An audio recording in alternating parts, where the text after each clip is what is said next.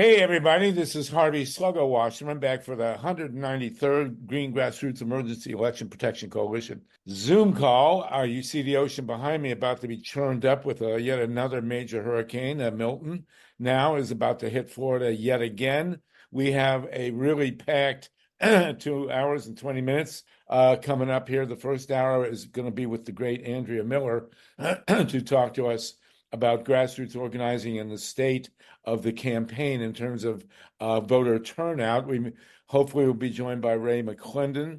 We're also going to get an eyewitness in-person account reporting from Asheville, North Carolina, where our good friend Eileen Proctor is there. And then we're going to also talk to a group called Field Team 6, which is doing voter turnout stuff that Andrea is well aware of. Andrea, of course, is our great guru on grassroots organizing for the 24 election. In the second hour, equally mind-boggling, we are going to have a webinar on nuclear power at Palisades, Michigan. This is the reactor on the west coast of Michigan that they want to...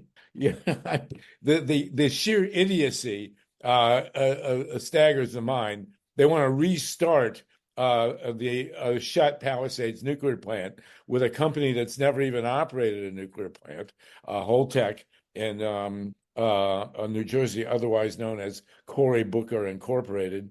And we are going to be joined by at least three great experts. First will be JOE Mangano, who has been following the health impacts of nuclear power for decades. He's a truly remarkable and unique expert on this. And then we're going to be joined by Roger Rapoport and Kevin Kamps, both of them from Western Michigan, who are total experts in what's happening at Palisades. And I will point out, I do have personal experience. In 1966, I was in Ann Arbor as a junior, and the Fermi nuclear plant near Detroit almost blew up. And it was actually the inspiration for the first ever rap song that was written by Gil Scott-Heron called "We Almost Lost Detroit." So there's a ton on that. The second hour is going to be a webinar on, and also we're going to be joined by Linda Seeley from Diablo Canyon, where there are major developments. A lot is going on. This is just like in the presidential election, we're at a turning point. We're also at a turning point with how we get our energy. And we are, inaugurating on these calls the campaign to totally solarize Los Angeles in time for the 28 Olympics. And we're going to continue to talk about that. So another full boat. And it's great to have you all with us. Andrea Miller, we're going to give you the gavel here. You are our queen of get out the vote organizing on the grassroots. And what is now happening with this insane election? Oh, well, hey, Harvey, thank you so very, very, very, very much. 2024 is shaping up to be an election like no other. We are currently running get out the vote activities in Virginia, North Carolina, Georgia, Alabama, Florida, and Texas. So I just dropped a link in the chat to where our phone banks are. So what I'm going to do right now is I'm going to walk people through navigating our screen because there is just so much information there. Now, the system that we use, we have a training video. You do not need to use your phone. Just like you are attending this Zoom meeting on your computer, this is also where you're going to make your phone call.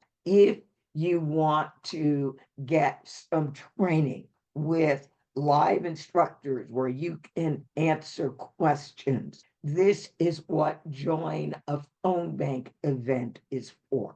We do training on our phone bank every Tuesday, Wednesday, Thursday, and Saturday. So there are always going to be people willing to teach you how to use the phone banks. And once you know how one operates, they all use the same technology. They all work the same way. Now, if you have a group and you want to host a phone bank where you get all your group members together and one of our team or a couple of our team members comes and does training for you, we are thrilled and happy to do that.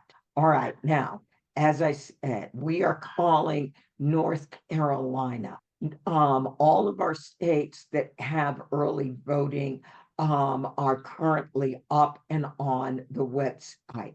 We call county by county because the locations, the registrar's phone number, those are all different county by county. And more counties are going to be added. Now, unlike a lot of people, we leave messages. We believe if somebody's got an answering machine and you don't leave a message, that's dumb. That's like knocking on a door and not leaving any litter. If you really want to talk to voters rather than leaving a lot of messages, call the rural county. Voters in rural counties pick up the phone when it rings, whether they know the number or not, and they're happy to talk with you. What we are seeing is the party is concentrating even on Black voters in the big urban area. The rural areas, not so much, so call rural. Virginia phone banks are up. Now, we started voting in Virginia on September 20th, and nearly 400,000 Virginians have already voted. What's interesting about this election in Virginia is normally Republicans are anti-early voting. They consider that part of the steal. However, in Virginia, our darling governor has put a padlock, username and password, on his Secure Your Vote Virginia site. And we are noticing that in a number of congressional districts, more Republicans have early voted than Democrats. So it's going to be a very, very, very interesting election. Normally in Virginia, early voting, it is 80% Dem, 20% Republican. We've got some counties where we are running 60-40 R to D. So it's going to be interesting, people. Georgia, we are doing GOTV calls to Georgia. Now, if you are my age, please leave the make calls to Gwinnett County young voters alone and make calls to the other counties. This is designed for our 18 to 30-year-olds to call other 18 to 30-year-olds. Now, Hurricane Helene impacted Florida. Hurricane Milton is on the way, and Milton is probably going to impact both the west side of Florida. It's going all the way across the state, and it's going to impact the east side too. In 2022, the conservatives invested in community centers in Florida. Didn't work that well on Black women, but it did have an impact on Black men. So in Florida, we are only calling Black women. Florida is a very interesting state. Number one, it's got 40 electoral votes. Number two, abortion is on the ballot in Florida. Number three, legal marijuana is on the ballot in Florida. So theoretically, Florida has two get out the vote drivers that normally they don't have. In Texas, early voting starts on October 21st. And again, because of the investment in community centers in Texas, we are only calling the women in Texas. So our phone banks basically tell people we're calling, we're not asking them for money, we're giving them voting information. And so we let them know when early voting is, and then we ask them, do they have a voting plan? Are they voting early? Are they voting by mail? Oh, that makes our heart sink. Or are they voting on election day?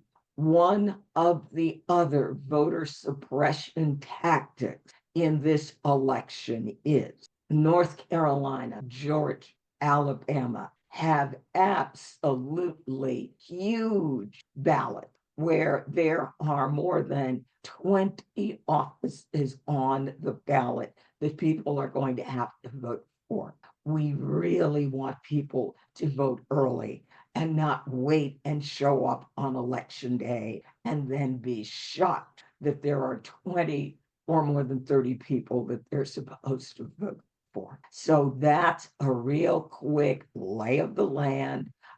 Georgia starts early voting on October 15th. North Carolina starts early voting on October 17th.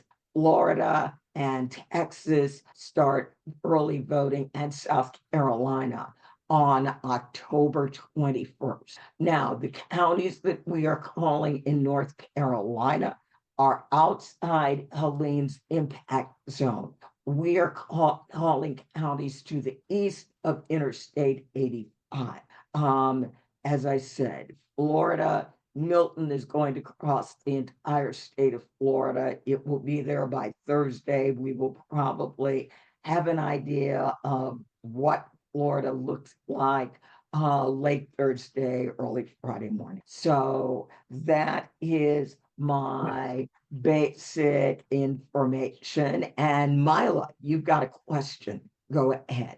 Okay, thank you, Andrea. I'm just wondering, since today is the last day to register to vote in Texas, whether you will be calling any women in Texas, in that demographic that you targeted, to make sure that they're registered to. We don't do voter registration. Every voter that we call is already a registered voter. We only do get out the vote for people where if they held the election tomorrow, they're already registered to vote in it. So yes, we have a very, very clean list. Another interesting thing to note, Vote Builder, NGP Van, Every Action, whatever you want to call the thing, is no longer an American-owned product, which is why we do not get our data from it. Currently, it is owned by a group of Saudi investors. In 2023, we did a test of address data that we got from Vote Builder, NGP Van, the tool that the party uses, versus PDI, the system that the party uses in California and that we have used since 2020. Our wrong address rate was 2%. The other product was 23%. And that was back in 2022. In 2023, they fired 40,000 of their data engineers. So again, we do not use that product. Oh, Okay. Hey, Stephen SPITZ has got a question. Hey, Stephen. Hey, Stephen's Andrea. my fellow U of M grad, and then we're going to go to Ray McClendon. The great Ray McClendon has joined us from Georgia. Go ahead, Steve, and then we'll go to Ray. Yeah, Andrea, I was wondering whether or not you're going to be doing texting this cycle. Yes, we are definitely doing texting, although our texting costs have doubled. The telcos that actually process and move the text around have doubled their rates. So our vendor came back and let us know that they have raised their rates. But yes, we are already texting Virginia. We have just started texting Georgia and North Carolina, South Carolina, Alabama, and Texas. Providing we get extra money to pay for it, will be going up.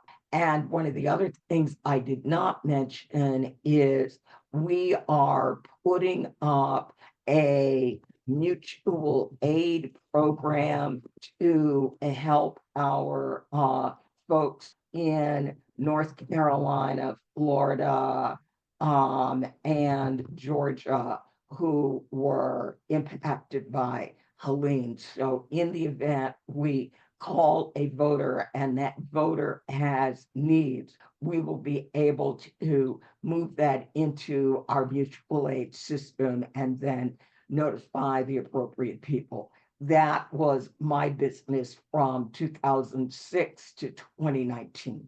Well, listen, Ray is about to join us, Andrea. If you and Ray can conspire, put a note in the chat that everybody on the call can send to their list. Because I've got friends I have a couple friends who want to go to Columbus, Ohio to work for Kamala Harris, and they discovered there was no campaign in Columbus, Ohio to work for Kamala Harris. And there is one for Sherrod Brown, thankfully. But at any rate, if you and Ray can give us exactly a paragraph, a joint paragraph on what that everybody on the call can then resend to their groups, their lists, that would be great. Okay, I see a stunning silence here. I'm not following you, dude. If you can just give us a paragraph that everybody can reproduce and send to their lists of where people can go to hook up with Andrea and with you, Ray, to do this work. Oh, Hey, okay. Sluggo, if I remember from last week, Ray really needs money Okay. to do what he's doing. And rather than spending money to have people fly around and No, they're not going to fly. This is for people to make phone calls and sign postcards. Oh, I got you. Okay.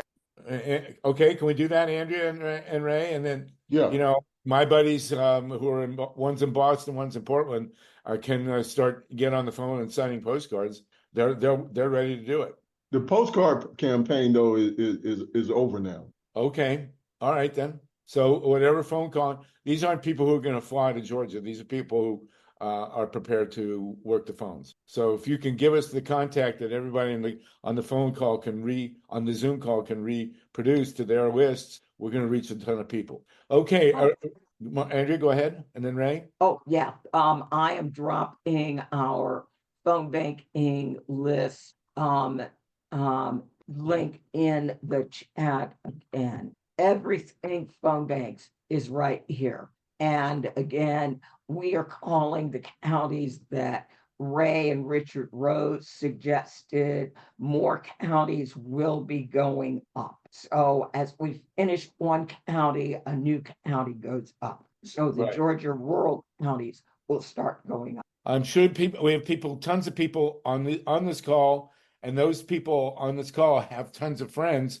who are ready to make phone calls wherever needed. And you got those of you who never phone called. Andrea, do you have I did phone calling for the Pacifica election last week. I called 20 people and I got 3, but I did leave 17 messages. What is there an average of people that pick up when you call? Well, it depends. When you're calling urban areas, people who screen their calls, you are maybe going to get 2-3% people are going to pick up, which is why we leave messages. We do know that people listen to the messages because people call us back. Our phone banks, every state has a phone number that is associated with it. And that is the number that shows up on the caller ID. When we are doing phone bank trainings and we're calling Georgia, one of the trainers has that phone number forwarded to their phone. So if a voter calls us back, we've got a trainer that is going to grab that call and answer their question. Okay, very good. So if you'll put that link in the chat, Steve, if you want to show it at some point, that will be good. We want to direct people, and then Ray, we want to be able to direct potential donors to you. Ray, go ahead, please. Ray McClendon, and then Steve Caruso can jump in.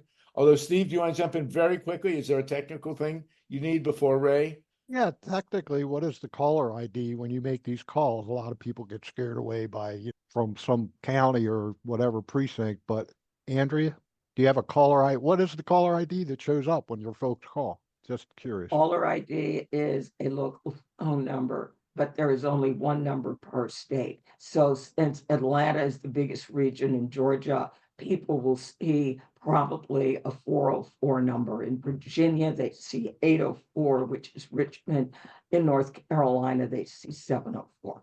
Point is, So they there will is not see one your number phone. They will not see your phone associated number. with each state. They will not see your phone number. Oh, Right, Okay. right. yeah, that You would, I would, don't use your phone. You call through a dialer that is connected to the Right. computer. if somebody could set up the dialer so that there was some encouraging caller ID, maybe, I don't know, might scare people away, but No, it might we be. don't do that. Okay, We don't all right. do that. It's one number per phone bank. That is what the technology allows. All right. So that's Thank you what for we that, Ray. do.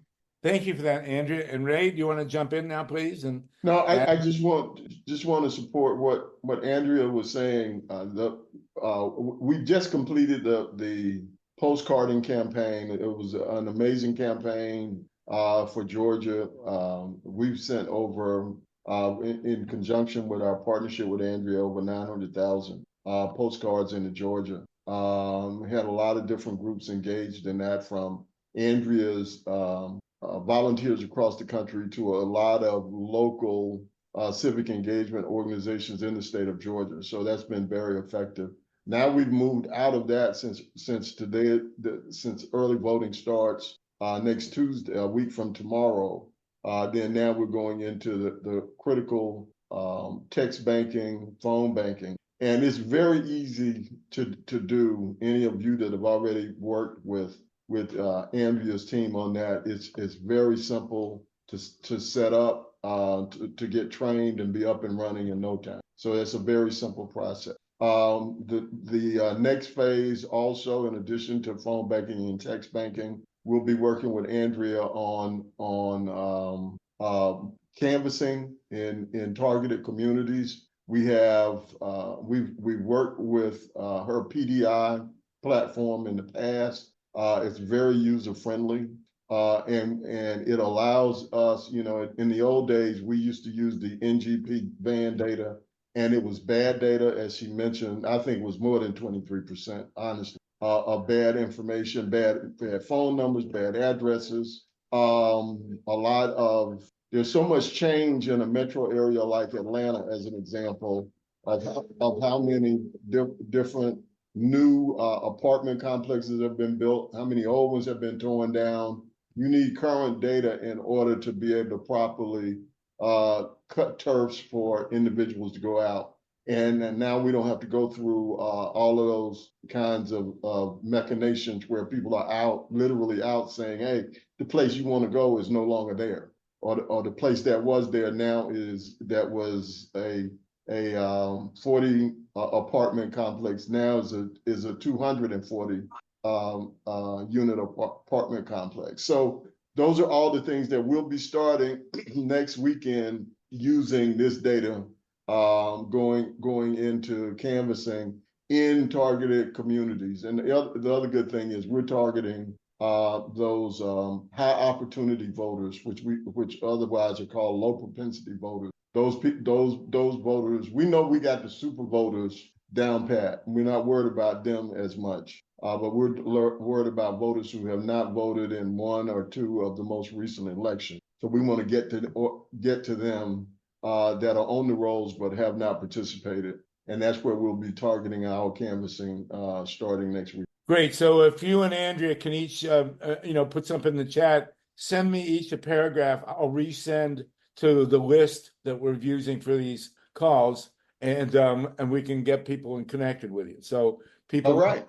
People who go to Andrea will do calling. People go to Ray will be making donations. We work in tandem. So you okay. Support either one of us. We'll make that knowledge work. Well, whatever the two of you come up with, I will resend to everybody on the call. Okay. And then they can resend to their lists, and we'll reach a goodly number of people. Okay. Right. That makes sense. Sounds good. Feinerman, sorry to hear about your mom. I hope you can stick with us for a while. Is the guy from a fellow from Field Team 6 on the call?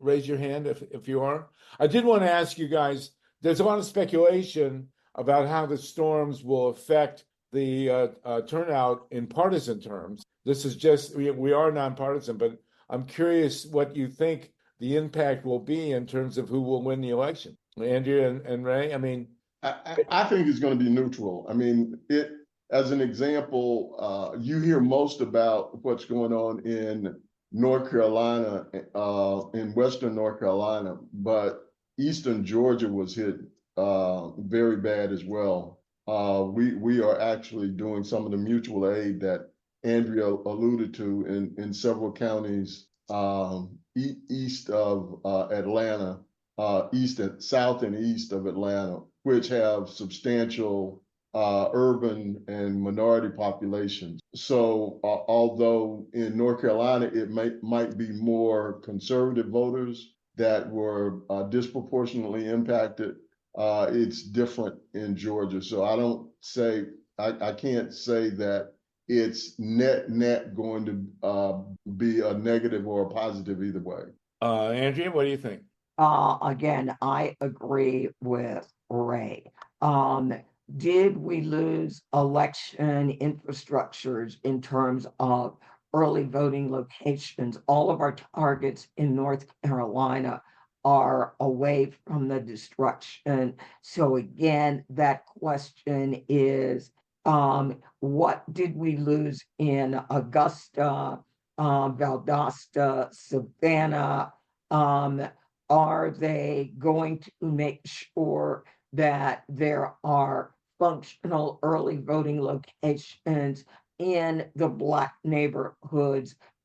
Those were the areas that were more impacted than the other side. That is still a question. Okay. And we just don't know. No, and we're not going to know. I do believe that I saw one Trumper who compared the administration's response to the storm with Bush's response to Katrina. And I don't think in any way, shape, or form that's even close. The Biden Harris administration seems to have done in a nonpartisan way a remarkable job of responding here. I'm not being in the area.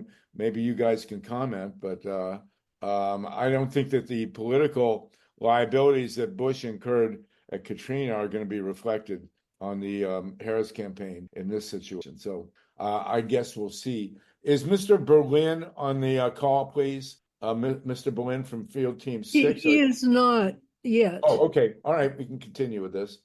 Steve Caruso, go ahead. Yeah, apparently FEMA's running out of money, and that's not the administration's fault. It's just like the other things that the other party won't vote to. They're just pulling out all the stops and blocking any common good efforts for this country. Okay. Yeah, that FEMA money has been blocked, is my understanding, but not by this administration. Thank you for that, Steve. Myla, did you have a hand? Oh, I had heard that the administration can always sell treasury bonds in order to fund FEMA, but I really don't know. I'm not an expert on that. That's not correct. That's wrong. That's not true. No. The problem right now is with the Congress and with the Speaker of the House. And that's what, again, Democrats are bad at messaging. They need to demand that the Republican-controlled House of Representatives do their job. You know, budgets emerge out of the House. It's the House that must do this work first, okay? And they've taken a 6-week break. Yeah. Refused to and they are not being called back for the emergency. And they are not being called back. Exactly. So that is what needs to be dealt with. This is very frustrating to hear them putting out all of this disinformation when it's really the Republican Congress that has failed to act. Does the who can call back Congress? Is it the president or the speaker? The speaker. The speaker.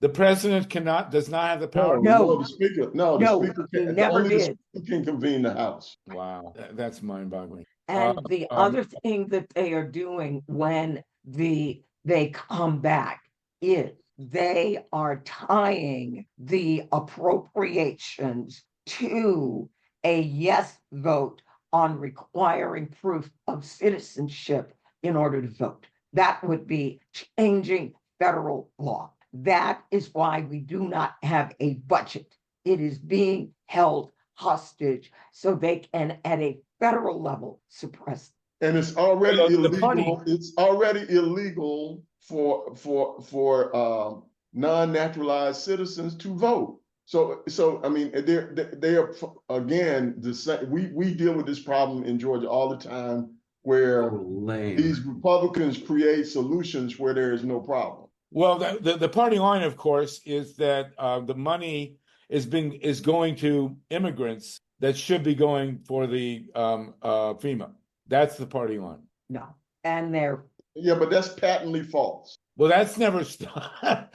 That's after watching the debate with the vice president. Clearly, that's no hurdle to Yeah.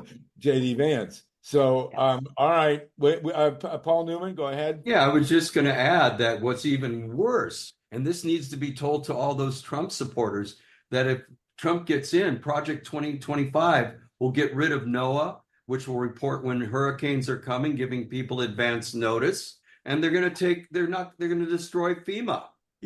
I mean, it's unbelievable. Okay, well, anybody who's boiling blood right now, join the club. Ruth Strauss had a hand and she disappeared. And Dennis Bernstein, are you still with us? Dennis is the host of the Flashpoint show, and he probably would be a good one to connect with in terms of this. I think Dennis just disappeared on me. And Ruth Strauss, Dennis, if you want to, I'm going to unmute you if you want to talk about what your show is going to do. Next week, by the way, we are going to devote some time to a Can you let her go, or no, you can't? I am here, Harv. Okay, go ahead. Dennis, I've got a wallet. That you're going to put this on your show on KPFA? I just have a question. That's all. And this is okay. just a sincere, straight ahead question to Ray and Andrea. What is your honest assessment, and I know you're always honest, about the impact that Palestinians and Arab Americans are going to have on the election if the slaughter continues to expand and they're killing 50 or 100 people a day? None.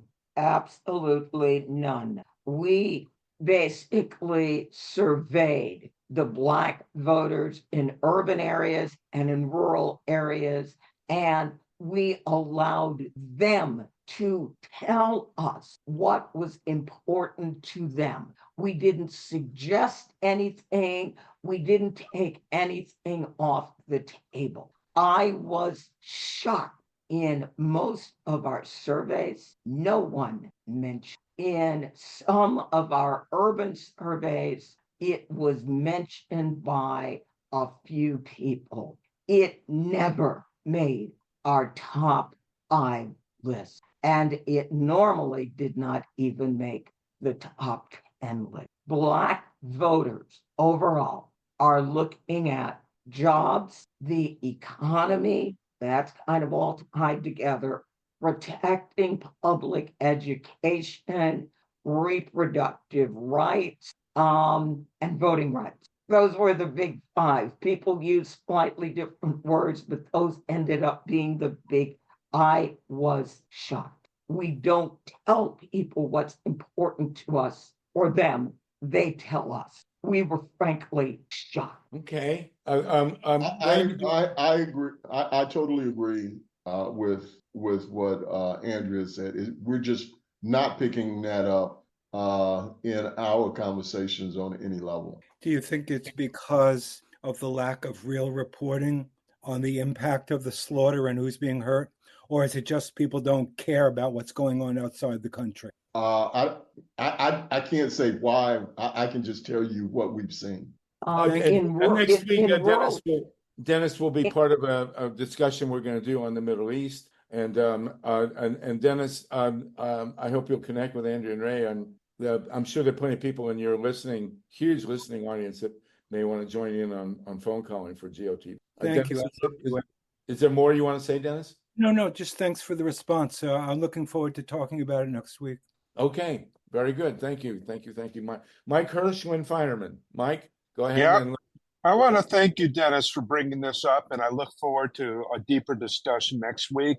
I can't help but believe that most people who are planning on voting, which is the universe we're talking about when it comes to the elections, see very clearly that if they care about Palestine, and now if they care about Lebanon, Iran, and whoever else Netanyahu is targeting, they all basically understand that Donald Trump would be much, much worse in all of these instances, and that the most sophisticated among us understand that Trump put a lot of this into motion.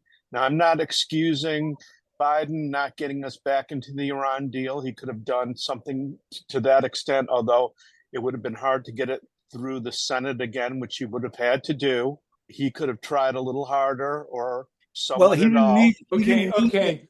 He Go ahead. didn't need Okay. to spend Dennis, you can 200 respond, But Dennis, let me finish, please. And I All really right. do respect what you You have can to say. respond, Dennis. Sorry, I But got let's not get into the weeds on the But Middle East I just here. want to say Okay. really quickly, most voters who care about the Middle East know what a threat Trump is, and whether they're happy or not with Kamala Harris's approach so far, or whether they're, thinking it's half full or half empty, they understand that Trump would be a freaking disaster. All right. Thank you for that, Mike. Dennis, do you want to respond? And then we're going to move to Lynn Feinerman. Dennis, go ahead. Yeah, I don't, everybody knows it's the lesser of two evils when it comes to the Middle East, because Harris has been strongly outspoken and hasn't really variated. But maybe I don't disagree that anything is better than Donald Trump. We have no problem there. But there's a lack of education and understanding about the nature, the level, and the history of the situation that deprives every voter in America an understanding in terms of what weight they want to give to that story. But thank you very much. We'll talk about it more next week. Yes, thank you both. We appreciate that. Lynn Feinerman, go ahead, Lynn. Yes, hi, greetings to everybody. I saw, I was concerned about a few things, particularly Michigan, and I wasn't sure. I don't think that your surveys, Andrea and Ray, encompass Michigan. I think you do No. Arizona, but not Michigan. But in any case, Dr. Nancy mentioned that it's been reported that Jill Stein is grasping about 30% of the vote in southern Michigan. So I am wondering if Lynn, can I ask you right there? You said 30% of what vote? Good question. I don't think it was clarified by Dr. Nancy. Maybe you want to clarify, Dr. Nancy, 30% of the vote in southeastern Michigan. I would presume what that's demographic? I would presume that's Dearborn. And Dearborn has a very, very high Middle Eastern background demographic. So I'm concerned about that a lot because Rump has already appropriated software out of the election machinery in Michigan reportedly. So and that really is a critical state. So I'm just wondering what you all think of that. Well, I can say from afar, since we don't work in Michigan, but knowing some folks that work in Michigan, the Black vote in Michigan, from what I understand, is strongly behind Vice President Harris. She is having challenges with the Arab community, and with the uncommitted vote, which is primarily these Middle Easterners. Some good news that came out today in Michigan is that 25 imams endorsed Kamala Harris. So she's making quiet inroads into those communities. I think she's being smart, honestly, by not allowing. She's got so many areas that she's got to introduce herself to the country that I think she's very reluctant to let anyone potentially hijack her message to a single issue. And so a lot of what we want to hear on issues like this, the conversations are going on behind the scenes with her staff and those constituencies. So I would say we need to give her the latitude to know that she's very smart. She's got a strong staff, and they're working on this. And I think 25 imams coming out for her is a sign that is working. Well, we do have to remember that Donald Trump is the first president in United States history to have specifically banned Muslims from coming into the United States. That should be a fairly clear message. I also don't want to, as a historian, in the overview here, and this is again nonpartisan, one of the bottom lines of this election that people don't lose track of from time to time is that this, after 5,000 years of human civilization being dominated by white men, this election would put a woman of color into the most powerful position in the world. It's a Darwinian moment here. So I would never underestimate the unspoken impact of that. Although the Republicans who are against Trump put out a piece with Sam Elliott, the guy who has the great mustache, and the final line was, "Be a man and vote for a woman." Well, there's a historical moment, you know. So everybody, go ahead and Google Sam Elliott and see if you can find that ad. It's really great. Yeah, White Dudes for Harris has put out a lot of great ads. So has Vote Vets, which is considered to be on the conservative side.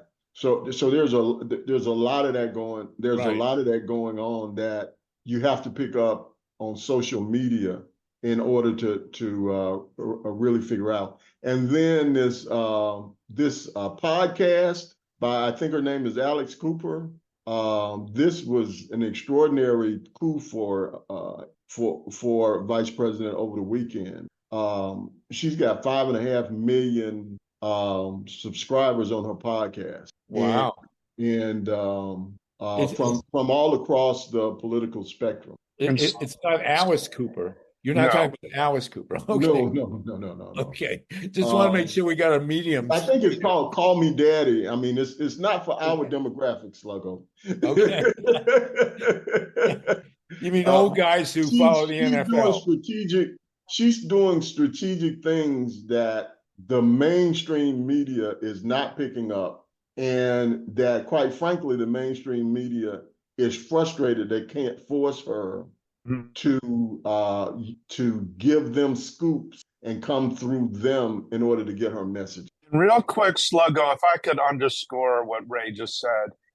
Alan Minsky, who's been on these Zooms, he's the executive director of PDA. While we were in Chicago, he met with the Harris Walz campaign to plead to them to pay more attention to some of these issues that we've been talking about. And no, as Ray said, she's not going to call a press conference. She's not going to do this publicly, but quietly behind the scenes, she is listening to people. And it is already causing, like the imam stepping up and endorsing her. That's huge. Also, I work with the Uncommitted campaign here in Maryland. It's a national campaign that we had during the primaries to try to push then candidate Biden around on demanding a ceasefire in the Middle East. And the Uncommitted campaign nationally, while they have not endorsed anybody, they have called for people to vote in a way that would defeat Trump. So they're kind of threading a needle there. But she is doing the things, Kamala Harris is doing the things that she needs to do to shore up support among those of us whose hearts cry out for peace and hate to see the suffering that's going on. And while a lot of people will continue to demand more and to demand that she kind of, light herself on fire in front of the White House or something like some brave protesters do, she can't do that. She's not going to do that. But she's doing all that she can. All right, very good. Thank you, Mike. Ruth Strauss has had a hand coming from this important demographic in Alabama. Ruth, did you have something to say? Yeah, thank you. I am thinking that the people who are quote unquote, backing Jill Stein are actually disaffected whites. I'm not really, thinking that it's necessarily the Muslim community, but that's just an off statement. Either on this one or PDA, there was somebody who said that there were actually people in Michigan who were willing to house people who wanted to go door to door and solicit people to make sure they were going to vote and that kind of thing. So if anybody knows about that, I would be happy to spread the word, and all of us should spread the word. And Andrea, I see, is shaking her head, so maybe you know something about that. No, I don't. I know the people in North Carolina that are willing to host. Maybe when Field Team 6 gets here, that is the kind of thing frequently that they do. They've got a lot. You're right. That may be it. Yeah, Okay. Field Team 6. And Okay. Dennis is here. What's Perfect. that? Thank you. Dennis Bernstein is here. I'm here. Dennis, did you have another Yes. hand, Dennis? I just caution the folks who think that the Arab and Palestinian community is going to do the least of the two evils. I'm very connected with the community across the country, and I can tell you, the Democratic activists need to pay a great deal of attention to this community, because you will lose their votes. There is anguish from one end of this country to another about what's we going are, Dennis. I was explaining I heard that we are. Okay, And the campaign is as well, even more importantly. So yeah, we can keep going around and around, but Yeah, Ray I'm not said, going around and around. I agreed to talk about it next week, but don't have a conversation about it after we agree to talk about it next week. Yeah. Thank you. Fair enough. Thank you, Dennis. Okay. Thank you, Dennis. Thank you, Mike. Steve Spitz, go ahead. I will point out, since we're talking about Michigan, that the webinar we're going to do in the next hour, Field Team 6 does not seem to have shown up. If I'm missing you, say hello here. No? Okay. And Steven Spitz, did you want to say something? Yes, I can address Ruth, you got to the mute. question about. Go ahead. Are you hearing me? Yes. Okay. Yes, I can answer the question with respect to Michigan. Yes, Alan Brill, who is in Oak Park, Michigan, is actually running a program called Michigan Summer, and he's sending people. They have identified numerous people who are willing to put people up. I, in fact, did that between two reunions in Ann Arbor. I stayed at a labor guy who also teaches at the University of Michigan, and Alan Brill is the person to contact for that. I had two reunions in Ann Arbor. Harvey, the second one was the Michigan Daily reunion. Yeah. And in between the two reunions, I did what I could in terms of voter registration in Ann Arbor. And there are good things and bad things that are going on in Ann Arbor. One of the good things is they have two on-campus city clerk satellite offices, one on Central Campus and one on North Campus. The one on North Campus is not open until October 26th, but the one on Central Campus is in the Art Museum, is supposed to be open now, Monday through Friday, 12 p.m. to 6 p.m. And what is this for? Is this for voter registration? For everything. For voter registration, for voting, for getting absentee ballots. It's a full service satellite office of the city clerk's office. How common is that? Ray and Andrea, sorry to interrupt, Steve, but are there cities that are doing what Ann Arbor is doing and providing easy to register facilities? Is this not easy not to in the register? South? They're not. But there are some locations that have voting precincts on or near campus. As an example, there's one contiguous to Morehouse College on the Atlanta University Center campus in Atlanta. There's a location at Georgia State University, which is in downtown Atlanta and has almost 50,000 students, and graduates more Black students than any other school in the state. Well, Steve, are you good? Can I continue? Yeah, go ahead. Interrupted me. We're almost out of time, so go ahead, please. Okay.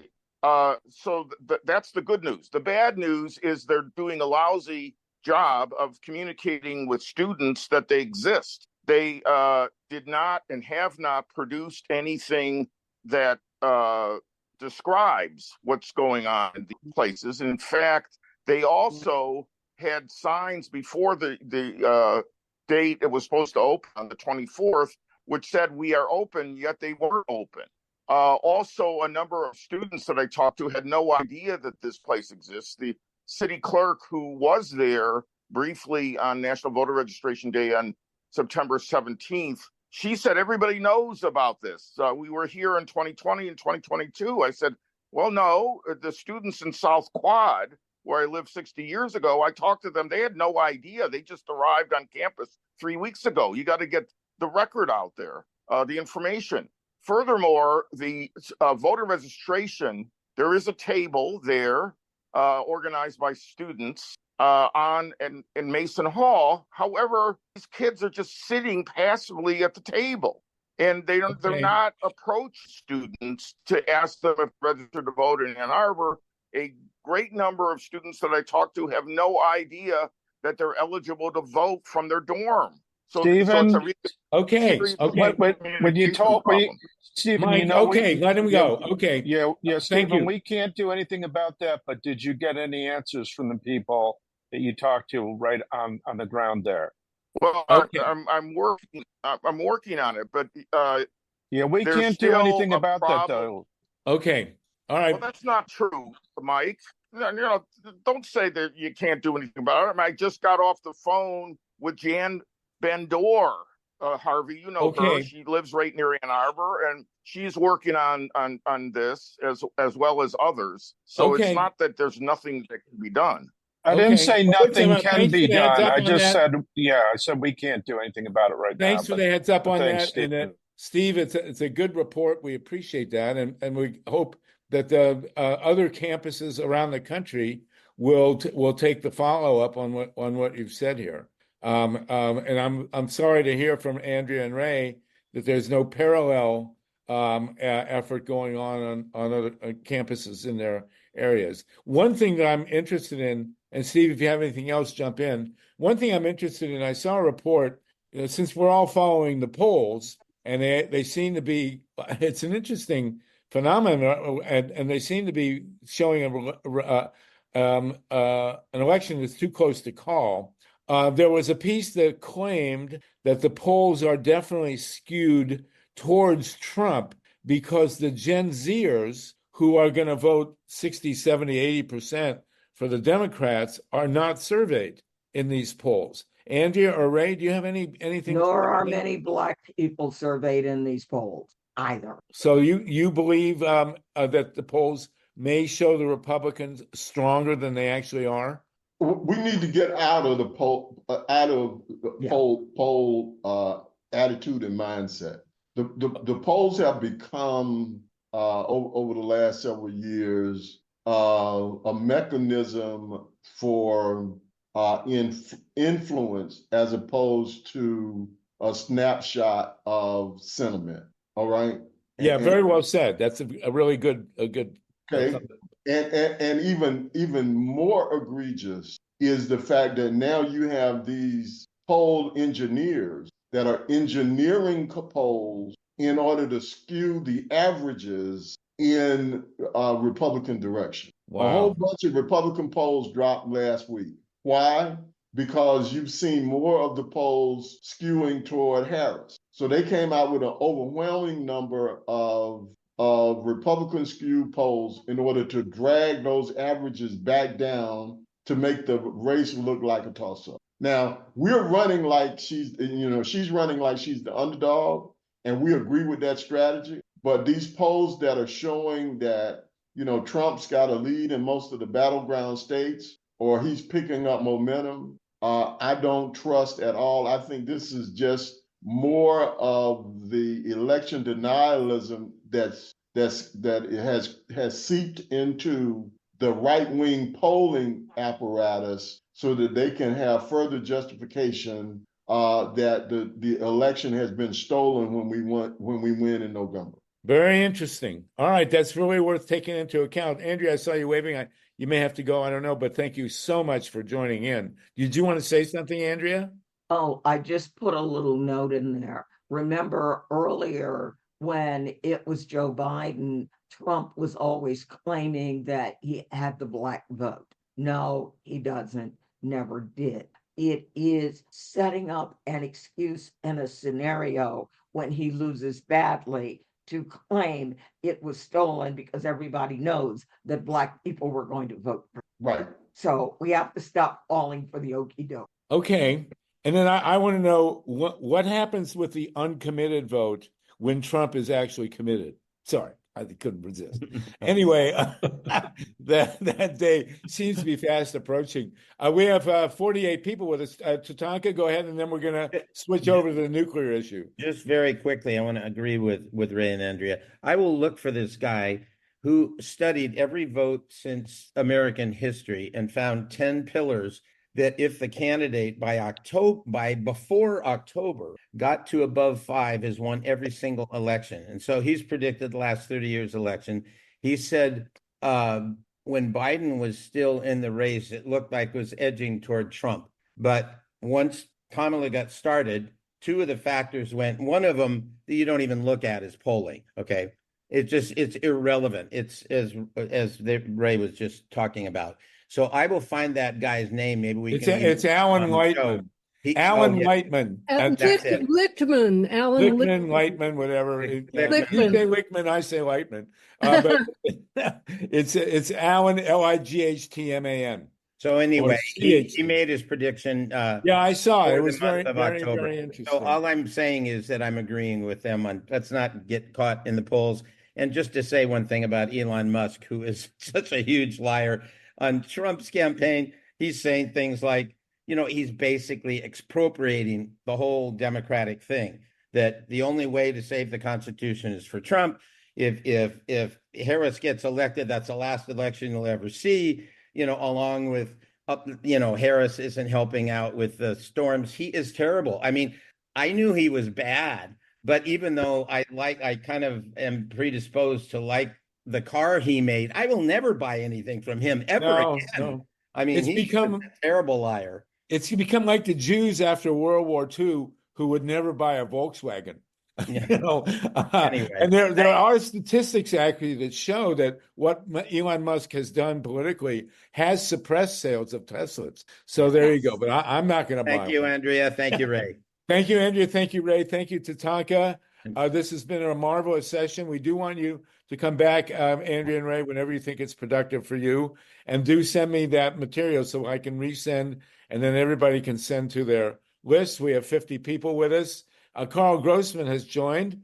Please catch the rest of the show at grassrootsep.org. And please like and subscribe to our YouTube channel at Green Grassroots Election Protection Coalition. Thanks.